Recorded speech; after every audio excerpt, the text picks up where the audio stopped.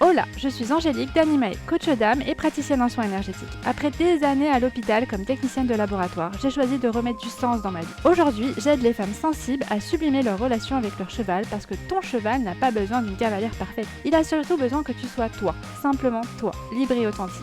Si tu te sens perdu, que tu donnes tout à ton cheval sans vraiment t'écouter et que tu cherches des outils de compréhension, une bonne dose de bienveillance, de motivation et de bonne humeur, alors tu es au bon endroit. Parfois seul, parfois accompagné d'invités inspirants, dans ce podcast, je te parle d'énergie, d'émotions, des cycles de la nature, de développement personnel, de mindset et surtout de ce lien sacré qui t'unit à ton cheval. Alors, installe-toi confortablement et c'est parti pour l'épisode du jour. Aujourd'hui, on parle de quoi? On parle de l'accrochement de rotule chez le cheval et chez le jeune cheval surtout. Pourquoi? Parce que depuis que j'ai récupéré Nouran, donc il y a assez 2 ans, il accroche par intermittence au niveau de la rotule.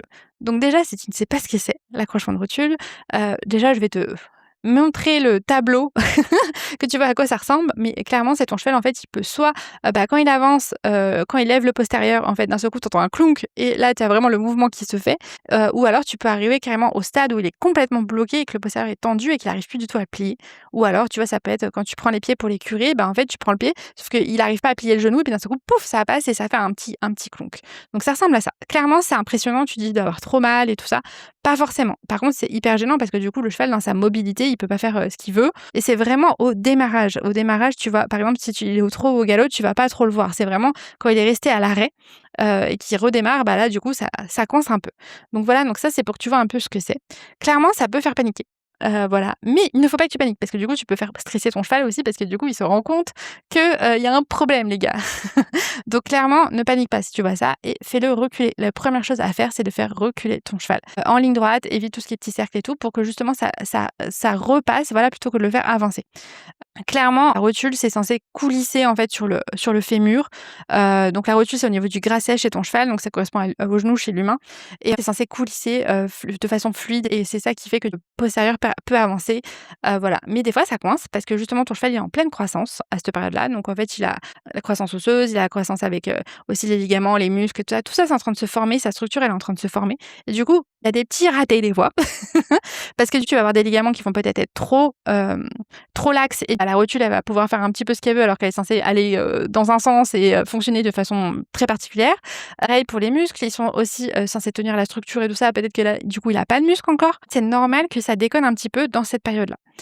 Voilà, donc après, toi, il y a des choses que tu peux mettre en place pour aider ton cheval justement s'il fait l'accrochement de rotule. Moi, c'est ce que je fais depuis 1 an et demi, tu vois? Et comme c'est par intermittence, il y a des moments où il va être plus coincé que d'autres et là, je vais aller plus, l'aider à ces périodes-là. Donc clairement, la première chose à faire, comme je te disais, c'est de reculer ton cheval. Tu vois? Quand tu vois qu'il est bloqué, voilà, tu le fais reculer. Deuxième chose à faire, c'est de muscler ton cheval, donc de l'aider vraiment à muscler son arrière-main, avoir de la structure pour tenir tout ça. Donc clairement, tu peux le faire travailler sur du terrain dénivelé, tu peux le faire reculer aussi, te faire travailler sur des barres au sol pour qu'en fait, justement la musculature et le geste, de lever les postérieurs, tu vois, ça soit beaucoup plus fluide pour lui, beaucoup plus simple.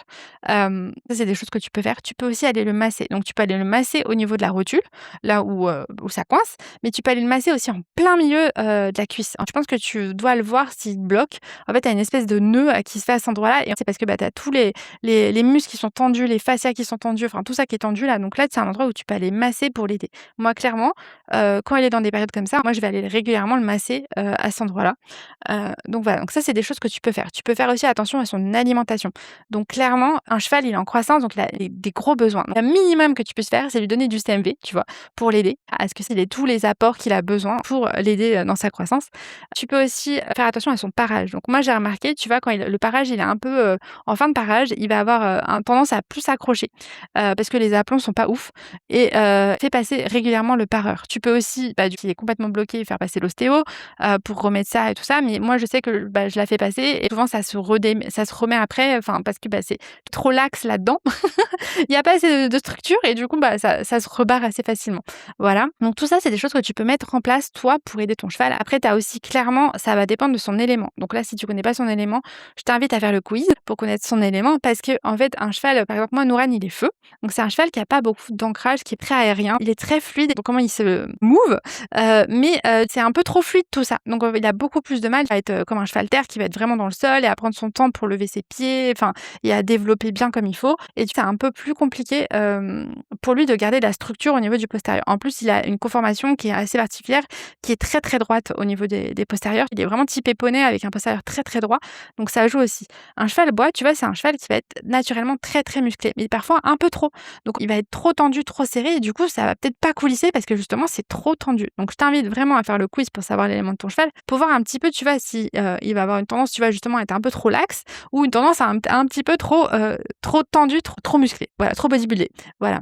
Et les soins énergétiques, par exemple, ça peut aider ton cheval aussi parce que tu vas aller, aider ton cheval, au niveau, de la structure, au niveau, des muscles, au niveau des ligaments, au niveau de l'ossature aussi. Voilà, les soins énergétiques, ils vont aller là où ton cheval en a besoin.